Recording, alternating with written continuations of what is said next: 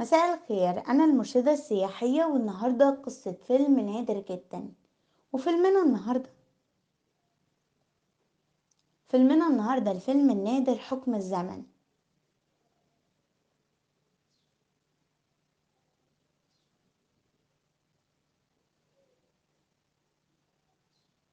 تاريخ العرض 12 مايو 1953.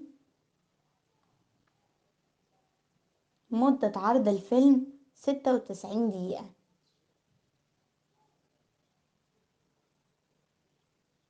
عمر الفيلم 71 سنة، والفيلم من مفقودات السينما المصرية. إخراج هنري بركات.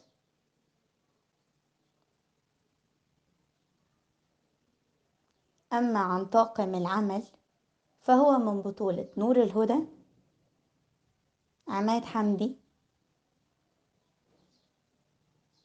ماجدة، سميحة توفيق،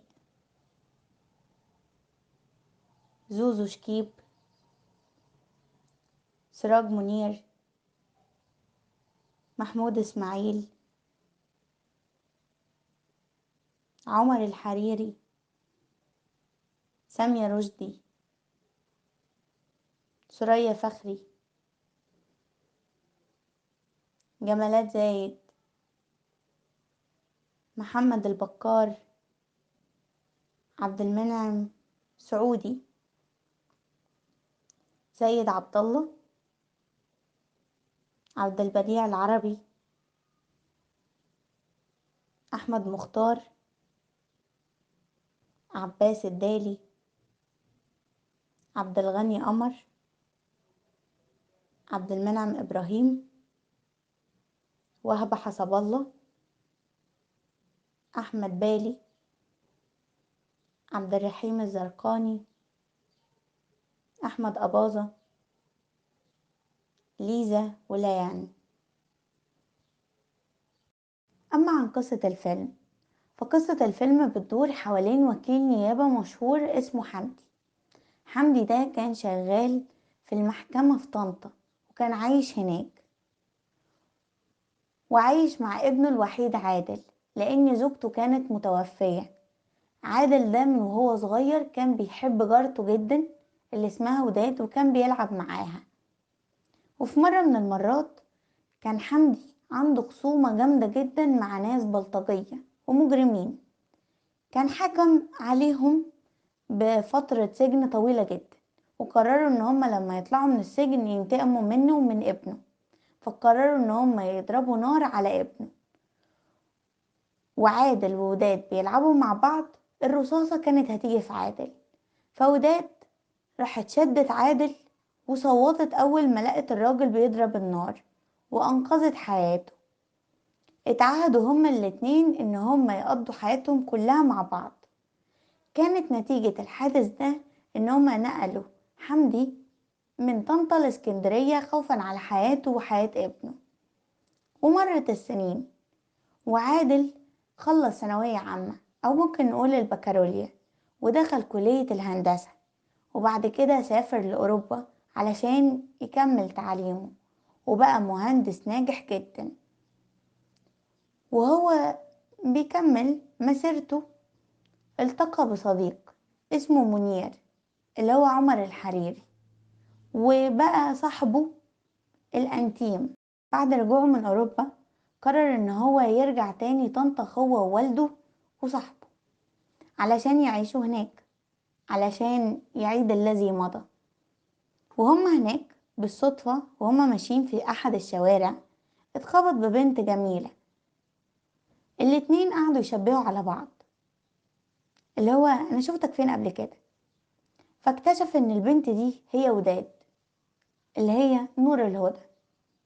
فقررت ان هي تدعيه لحفلة عيلتها عاملاها علشان اختها حصلت على الثانوية العامة، وقرر ان هو يوافق.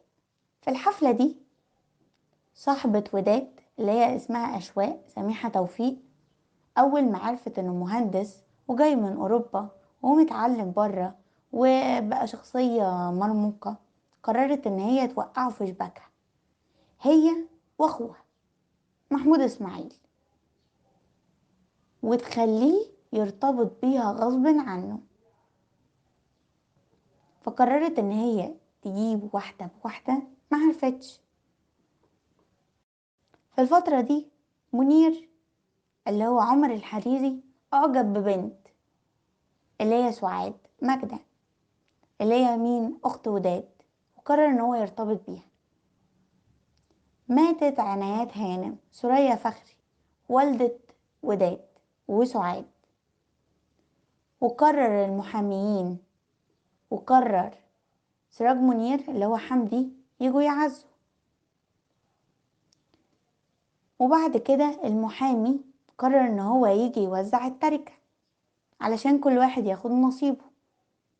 اكتشفوا ان وداد ابنة متبنية مش بنتها الحقيقية، وان الست اللي توفت دي ما عندهاش غير بنت واحدة اللي هي سعاد. فوداد قررت ان هي تسيب البيت لتبحث عن اهلها. قررت ان هي تذهب للملجأ اللي جت منه، لانه لقوا في ورق الوصية الورق بتاعها اللي هي اتبنتها بيها. المهم الست دي ما كانتش بتخلف، فقررت ان هي تتبنى بنت علشان تربيها. وبعد ما تبنتها وربتها وقعدت معاها 3 سنين، اكتشفت ان هي حامل وان البنت دي وشها حلو عليها.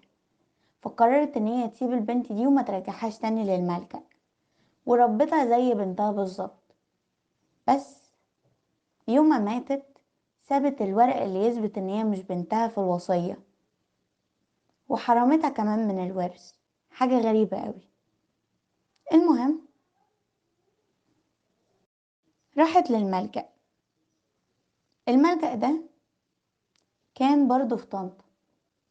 المدير بتاعه اللي هو عبد البديع العربي قال لها يا بنتي انتي والدك اسمه حسن عبد العال، كان عامل بسيط جدا وأصيب في حادثة وما عرفوش يتصرفوا لأن والدتك متوفية، فجابوكي هنا في الملجأ وانتي عندك 3 شهور. وفي الفترة دي كانت عنايات هانم بتبحث على بنت تربيها ولقيتك، فانتي ما قعدتيش هنا في الملجأ خالص غير حوالي شهر، وكمان ما قالهاش اي معلومات تانية. كل اللي قاله لها انتي والدتك متوفية. فوداد قررت ان هي تدور في كذا حتة علشان تعرف مين ابوها بالظبط، مين حسن عبد العال ده وطريقه فين، ومين امها اللي توفت.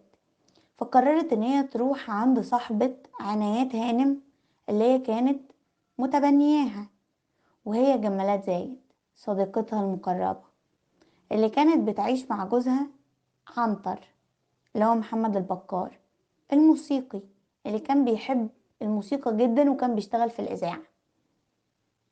فقررت ان هي تساعدها وقالت لها يا بنتي عنايات ما قالتليش اي حاجة خالص عن حكايتك. انا فجأة اكتشفت ان هي حامل، وقالت لي بعد فترة ان هي خلفتك، وما جابتليش سيرة تبني خالص. بس انا هقدر اساعدك وهقدمك للإذاعة علشان انتي صوتك حلو وبتحب الغنى وتشتغلي. وبالفعل جوزها اللي هو اسمه عنتر ساعدها وقدمها للغناء في الإذاعة ونجحت. وسمعها مين؟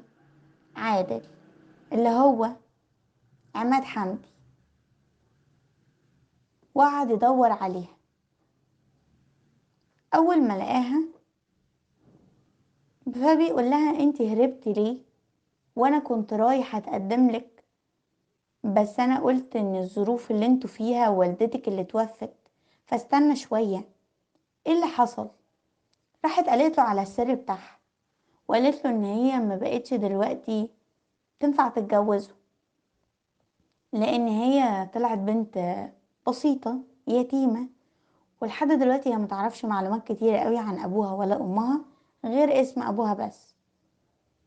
فقعد يضحك وقال لها ان رأيه ما اتغيرش فيها.